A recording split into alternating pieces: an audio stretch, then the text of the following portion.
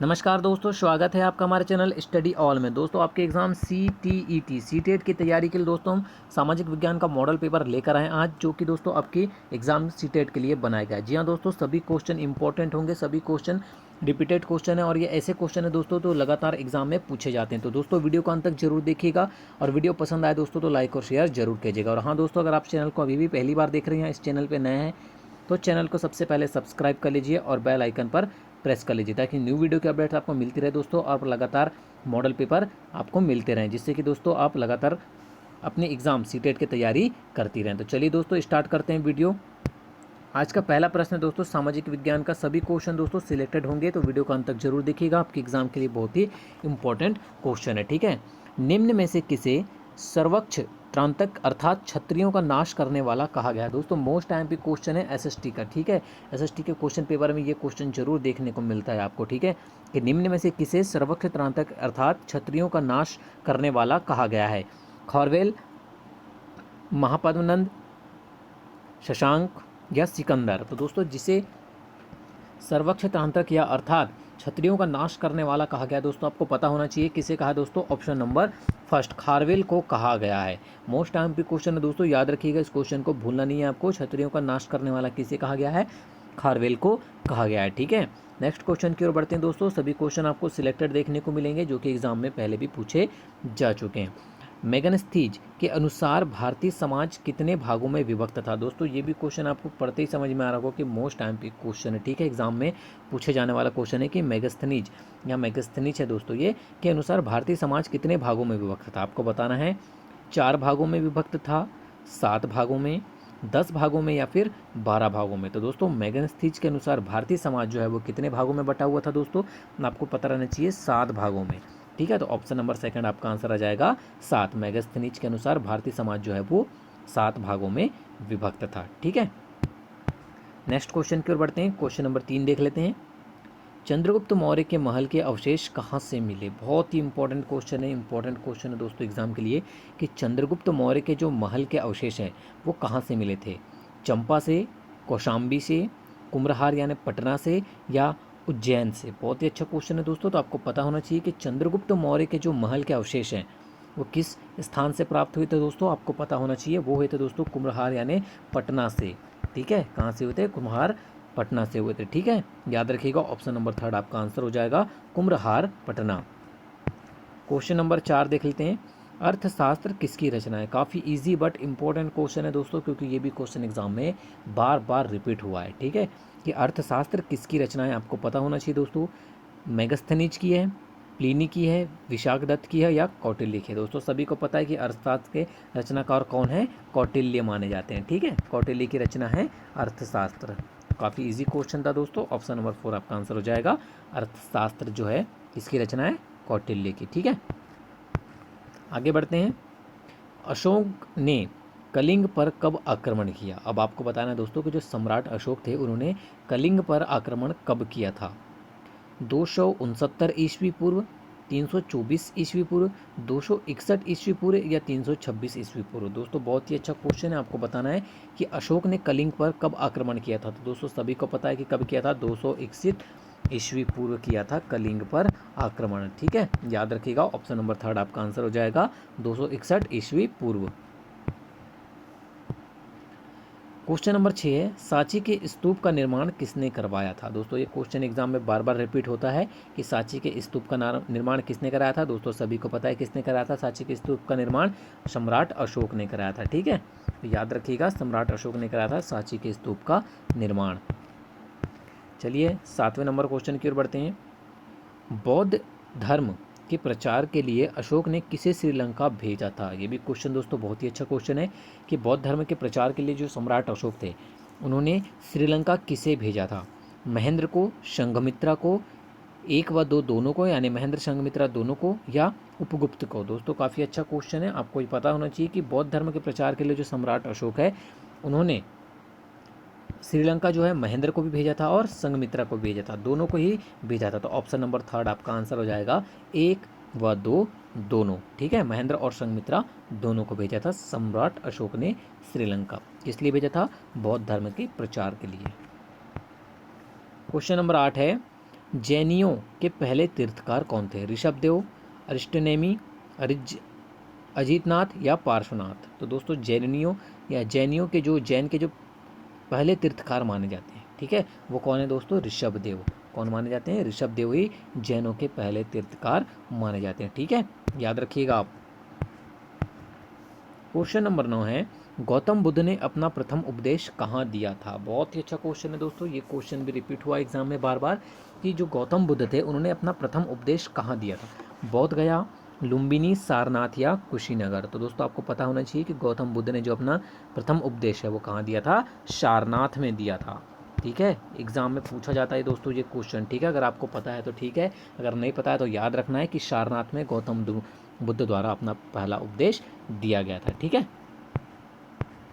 10 number question देख लेते हैं, जातक किसका ग्रंथ है? अब आपको बताना है दोस्तों कि जो जातक ग्रंथ है वो किस धर्म का ग्रंथ है? वैष्णव, जैन, शैव या बौद्ध? तो दोस्तों जो जातक है वो किसका ग्रंथ है? बौद्धों का, ठीक है। तो ऑप्शन नंबर 4 आपका आंसर आ जाएगा बौद्ध। क्वेश्चन नंबर 11 है, सिद्धार्थ बुद्ध, जो कि गौतम बुद्ध के बचपन का नाम है सिद्धार्थ, को ज्ञान की प्राप्ति कहाँ हुई थी? अब आपको बताना है दोस्तों कि जो गौतम बुद्ध हैं जिनके बचपन का नाम सिद्धार्थ है, उन्हें ज्ञान की प्राप्ति कहाँ हुई?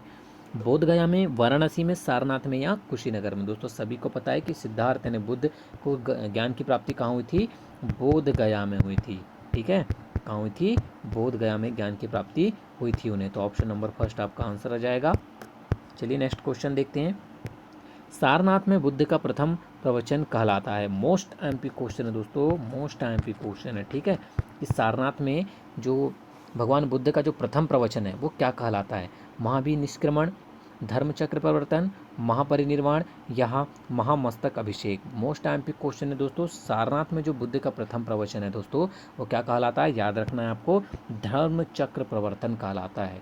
मोस्ट एमपी क्वेश्चन है, ठीक है, रट लेना है, इस क्वेश्चन को भूलना नहीं है कि सारनाथ में गौतम बुद्ध का जो प्रथम प्रवचन है वो क्या कहलाता है? धर्मचक्र प्रवर्तन, ठीक है। चलिए नेक्स्ट क्वेश्चन देखते हैं, सर्वप्रथम शून्यवाद अर्थात शून्य का सिद्धांत का प्रतिपादन करने वाले बौद्ध दार्शनिक का नाम बताइए? अशंग, नागार्जुन, वसुबंधु या दृढ़नाग? तो दोस्तों जिन्होंने सर्वप्रथम शून्यवाद या शून्यता का सिद्धांत प्रतिपादित किया है वो कौन से बौद्ध दार्शनिक हैं? वो हैं दोस्तों आपके नागार्जुन, याद रखिएगा दोस्तों, ये भी क्वेश्चन बहुत ही इंपॉर्टेंट है, ठीक है। नेक्स्ट क्वेश्चन देखते हैं, क्वेश्चन नंबर 14, दिलवाड़ा के जैन मंदिरों का निर्माण किसने करवाया था? बहुत ही अच्छा क्वेश्चन है दोस्तों एग्जाम के लिए। आपको बताना है कि दिलवाड़ा का जो जैन मंदिर है उसका निर्माण किसके द्वारा करवाया गया है? चोलों के द्वारा, चंदेलों के द्वारा, राष्ट्रकूटों के द्वारा या चालुक्य या सोलंकियों के द्वारा? तो दोस्तों दिलवाड़ा का जो जैन मंदिर है उसका निर्माण जो कराया गया है वो दोस्तों चालुक्यों या सोलंकियों के द्वारा करवाया गया है, ठीक है। तो याद रखिएगा ऑप्शन नंबर 4 आपका आंसर हो जाएगा चालुक्यों या सोलंकियों द्वारा। क्वेश्चन नंबर 15 है, जैन परंपरा के अनुसार महावीर कौन से तीर्थकार थे? पहले, 10वें, 24वें या 18वें? तो दोस्तों जैन परंपरा के अनुसार जो है जो महावीर स्वामी थे वो 24वें, ठीक है, कौन से थे? 24वें तीर्थकार थे, ठीक है, याद रखिएगा, ये क्वेश्चन एग्जाम में रिपीट हुआ है। अब बताना दोस्तों आपको कि महावीर स्वामी का जन्म कहाँ हुआ था, ठीक है, आपको पता होना चाहिए दोस्तों कि महावीर स्वामी जो है उनका जन्म हुआ था दोस्तों कुंडग्राम में। कहाँ हुआ था? कुंडग्राम में इनका जन्म हुआ था, ठीक है। नेक्स्ट क्वेश्चन देखते हैं, भारत में पूजित पहली मानव प्रतिमा किसकी है? मोस्ट एमपी क्वेश्चन है दोस्तों, ये क्वेश्चन एग्जाम में बार बार देखने को मिलेगा आपको कि भारत में पूजित पहली मानव की प्रतिमा किसकी है? महात्मा गांधी, गौतम बुद्ध, महावीर स्वामी या नागसेन? तो दोस्तों आपको पता होना चाहिए कि वो कौन है? गौतम बुद्ध है, ठीक है। भारत में पूजित पहली मानव प्रतिमा किसकी है? गौतम बुद्ध की है। क्वेश्चन नंबर 18 की ओर बढ़ते हैं, तृतीय बौद्ध संगीति कहाँ आयोजित हुई थी? अब आपको बताना है दोस्तों कि जो तृतीय बौद्ध संगीति है वो कहाँ आयोजित हुई थी? पाटलिपुत्र, वत्स, कौशाम्बी या कश्मीर? तो दोस्तों जो तृतीय बौद्ध संगीति है वो कहाँ आयोजित की गई थी दोस्तों? पाटलिपुत्र में, ठीक है। कहाँ की गई थी तृतीय बौद्ध संगीति? पाटलिपुत्र में आयोजित की गई थी, ये पता होना चाहिए दोस्तों आपको ये क्वेश्चन। चलिए 19 नंबर क्वेश्चन देखते हैं, गौतम बुद्ध का जन्म कब हुआ था? 558 ईस्वी पूर्व, 561 ईस्वी पूर्व, 563 ईस्वी पूर्व या 544 ईस्वी पूर्व? दोस्तों जो गौतम बुद्ध का जन्म हुआ था कब हुआ था? 563 ईस्वी पूर्व जन्म हुआ था गौतम बुद्ध का। ठीक है। 20 नंबर क्वेश्चन देखते हैं। बौद्ध शिक्षा का केंद्र था वाराणसी, विक्रमशिला, गिरनार या उज्जैन? तो दोस्तों बौद्ध शिक्षा का जो केंद्र माना जाता है वो माना जाता है दोस्तों विक्रमशिला को। ठीक है, विक्रमशिला ही बौद्ध शिक्षा का केंद्र था। ठीक है, तो ऑप्शन नंबर सेकंड आपका आंसर हो जाएगा विक्रमशिला। 21 नंबर क्वेश्चन देखते हैं। प्लासी का युद्ध कब लड़ा गया था? दोस्तों ये क्वेश्चन एग्जाम में हर बार पूछा जाता है। ठीक है, सामाजिक विज्ञान के क्वेश्चन में आपको ये क्वेश्चन जरूर देखने को मिलता है कि प्लासी का युद्ध कब लड़ा गया था। 26 जून 1756, 23 जून 1759, 23 जून 1757 या 27 जून 1757? तो दोस्तों आपको वर्ष तो याद रहता है। ठीक है, आपको वर्ष तो याद रहता है कि 1757 है, बट आपको ये पता नहीं रहता है कि तारीख क्या है। आपको कभी कभी तारीख भी पूछ लिया जाता है और सन 2 या 3 बार दे दिया जाता है। तो ठीक है दोस्तों, तो आपको तारीख भी याद रखना है कि किस तारीख को किस महीने में और किस वर्ष हुआ था। ठीक है, तो दोस्तों जो प्लासी का युद्ध है वो लड़ा गया था दोस्तों आपका 23 जून 1757 को। ठीक है, 23 जून याद रखना है आपको और 1757 वर्ष याद रखना है। ठीक है। बक्सर का युद्ध कब लड़ा गया था? अब आपको बताना दोस्तों कि बक्सर का युद्ध जो है वो कब प्रारंभ हुआ था। दोस्तों सभी को पता है कब प्रारंभ हुआ था, 1763 ईस्वी में चालू हुआ था बक्सर का युद्ध। ठीक है। दिल्ली का लाल किला किसने बनवाया था? काफ़ी इजी बट इम्पोर्टेंट क्वेश्चन है दोस्तों कि दिल्ली का लाल किला किसने बनवाया था। दोस्तों सभी को पता है कि शाहजहां के द्वारा बनाया गया था दिल्ली का लाल किला। ठीक है, तो ऑप्शन नंबर सेकंड आपका आंसर हो जाएगा। 24 नंबर क्वेश्चन है दोस्तों, शिवाजी के प्रशासन में पेशवा किसे कहा जाता था? दोस्तों मोस्ट टाइम की क्वेश्चन है। ठीक है, इस तरह के क्वेश्चन आपको जरूर पूछे जाते हैं एग्जाम में। शिवाजी के प्रशासन में जो पेशवा है वो किसे कहा जाता था? रक्षा मंत्री को कहा जाता था, धार्मिक मामलों के जो मंत्री रहते थे उन्हें कहा जाता था, न्याय मंत्री को कहा जाता था या मुख्यमंत्री को? दोस्तों शिवाजी के प्रशासन में किसे कहा जाता था? जो मुख्यमंत्री होता था दोस्तों। ठीक है, प्रशासन का जो मुख्यमंत्री होता था उसे ही पेशवा कहा जाता था। ठीक है, तो याद रखिएगा ऑप्शन नंबर 4 आपका आंसर हो जाएगा। 25 नंबर क्वेश्चन है, भारत की प्रथम पूर्णतः रंगीन फिल्म कौन सी है? आन, राजा हरिश्चंद्र, झांसी की रानी या आलम आर? तो दोस्तों भारत की जो पूर्णतः प्रथम रंगीन फिल्म जो है वो मानी जाती है दोस्तों झांसी की रानी। ठीक है, तो ऑप्शन नंबर 3 आपका आंसर हो जाएगा झांसी की रानी। नेक्स्ट क्वेश्चन देखते हैं, क्वेश्चन नंबर 26। वियना सम्मेलन कब हुआ था? 1915, 1815, 1820 या 1920? तो दोस्तों वियना सम्मेलन जो है वो कब हुआ था आपको पता होना चाहिए दोस्तों। ये हुआ था सन 1815 ईस्वी में। ठीक है, कब हुआ था? 1815 ईस्वी में हुआ था वियना सम्मेलन। तो ऑप्शन नंबर सेकंड आपका आंसर हो जाएगा 1815। 27 नंबर क्वेश्चन की ओर बढ़ते हैं। किस देश को यूरोप का मरीज कहा जाता है? ये भी क्वेश्चन दोस्तों एग्जाम में रिपीट हुआ था बार बार। अगर आपने इससे पहले भी अगर एग्जाम दिया तो सामाजिक विज्ञान के क्वेश्चन पेपर में आपको ये क्वेश्चन जरूर देखने को मिलता है कि किस देश को यूरोप का मरीज कहा जाता है। तो दोस्तों किसे कहा जाता है यूरोप का मरीज? तुर्की को कहा जाता है। ठीक है, तो ऑप्शन नंबर फर्स्ट आपका आंसर हो जाएगा तुर्की। तुर्की को ही यूरोप का मरीज कहा जाता है। ठीक है। जर्मनी का एकीकरण कब पूरा हुआ? 1849, 1890, 1871 या 1870? तो दोस्तों जर्मनी का जो एकीकरण है वो हुआ था दोस्तों सन 1871 ईस्वी में। ठीक है, याद रखिएगा कब हुआ था? 1871 ईस्वी में हुआ था जर्मनी का एकीकरण पूर्ण। नेक्स्ट क्वेश्चन देखते हैं। एक्ट ऑफ यूनियन किस वर्ष पारित हुआ? 1699, 1757, 1815 या 1707? तो दोस्तों जो एक्ट ऑफ जो यूनियन है, ठीक है, एक्ट ऑफ यूनियन जो है वो किस वर्ष पारित हुआ था दोस्तों? 1707 में पारित हुआ था। दोस्तों याद रखिएगा ये क्वेश्चन भी एग्जाम में पूछा जाता है। क्वेश्चन नंबर 30, बोल्शेविक क्रांति कब हुई? 1917, 1935, 1899 या 1950? तो दोस्तों बोल्शेविक क्रांति जो है वो कब हुई थी? याद रखिएगा 1917 में हुई थी। ठीक है, नेक्स्ट क्वेश्चन देखते हैं। क्वेश्चन नंबर 31 है, नई आर्थिक नीति NEP का जन्मदाता है। दोस्तों ये भी क्वेश्चन मोस्ट टाइम पे क्वेश्चन है आपके एग्जाम के लिए, रट लीजिएगा इस क्वेश्चन, क्योंकि नई आर्थिक नीति के जो जन्मदाता हैं वो कौन माने जाते हैं? वो माने जाते हैं दोस्तों लेनिन। कौन माने जाते हैं? लेनिन को ही इनका जन्मदाता माना जाता है नई आर्थिक नीति का। ठीक है।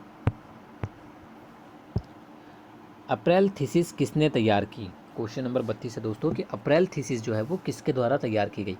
कार्ल मार्क्स के द्वारा, ट्रॉटस्की के द्वारा, लेनिन के द्वारा या स्टालिन के द्वारा? तो दोस्तों जो अप्रैल थीसिस है वो किसने तैयार की थी? दोस्तों आपको पता होना चाहिए लेनिन ने ही तैयार की थी। ठीक है, किसने तैयार की थी? लेनिन ने।